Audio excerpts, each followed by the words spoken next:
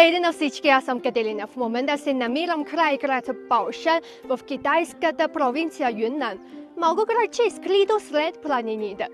Днес ще ви отведа да открием нещо много специално. То не е злато или скъпоценности, а земята под краката ни. Айде! В едно село край Баошан, наречено Цинцисян, хората изработват керамика от стотици години. Местните дори го наричат селото на глинените съдове. Още щом влязох тези керамични изделия, веднага привлякоха вниманието ми. Те не са изящен порцелан, а носят една топла и проста красота. Вижте, някои са гладки и блестящи, а по-други още изличат следите от пръстите на майстора. Вау! Керамиката от Цинцисян има история от над 400 години. По времето на династия Мин, преселници дошли в Баошан, донесли със себе си занаята на гранчарството. От тогава това село е свързано неразривно с земята и глината. Вижте, тези съдове някога са били част от ежедневието на местните хора. Долви за ориз, големи съдове за трошия, има и печка за приготвяне на чай. Всяко семейство е използвало изделия от глина.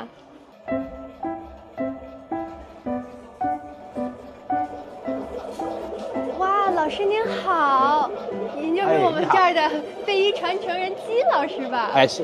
哇，您现在是在做什么呢？这现在要去的远一点。哦。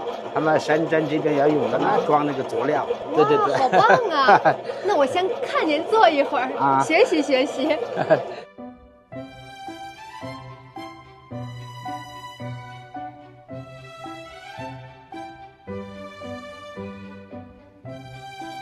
老师，这些是不是就是您刚才给我介绍，就是晾干之后的？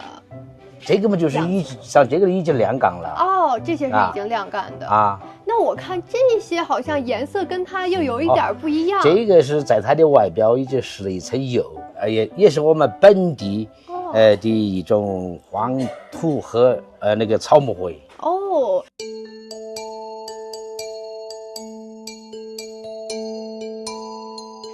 老师，我看这个壶好像有点意思，它怎么没有孔啊？那水该怎么放进去？还是它是个小摆设呀？要把它放回来。在这儿？哦，原来这儿还有别有洞天，真是别有洞天。然后呢，水就从这儿灌，然后呢，它就洒不出来。这个水滚下去以后，它有一定的量。然后把它给倒过来放，它也洒不出来。倒回来以后呢，它只有往这里出来。哦，你看了那么多，你要不要去那边体验做一下？您教我？可以呀。太好了，我当然愿意了。走吧。慢点放下去，要按一按。按一按。就你手上要加点水。手上要加点水。OK。好难控制。对，你的还有一个问题呢，就是你那这个时间我们主要要找到这一屯你的中心。哇塞，怎么到您手里就这么听话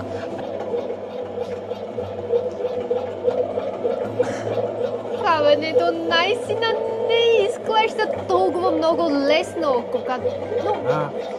когато учителя прави, всичко изглежда толкова много лесно, но аз наистина не мога да ги контролирам. Много е трудно. И сега учителя ми каза, че той ще улеснява процеса за мен, специално за мен. Хайде да пробваме.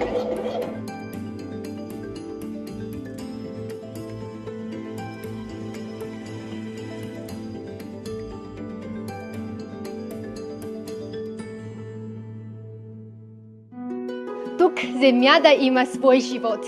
Тя не говори, но е запазила отпечатъците на човешките ръце през вековете чак до днес. Културните реликвии и наследство носят гените и духа на китайската цивилизация. Те са незаменим ресурс на богатата китайска култура. Скъпи български приятели, ако някога пътувате до Юннан, непременно посетете и това село. докоснете с раце глината и усетете магијата на традиционалната керамика. До следващия пат!